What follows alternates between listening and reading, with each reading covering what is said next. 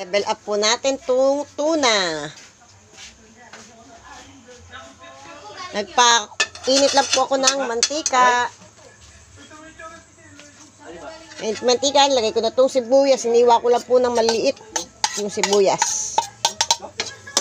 Ayan. Ayan, nilito na po yung sibuyas. Lagay ko na itong tuna. Sino ba yung lalaki na yun?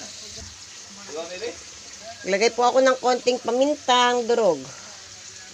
At konting seasoning.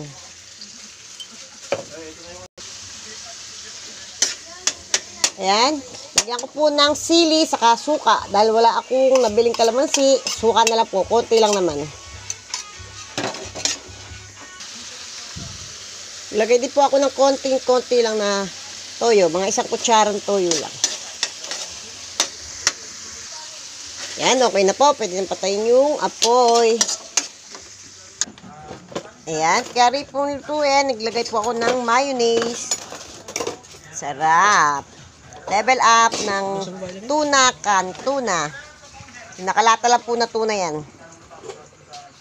Yummy! Yummy!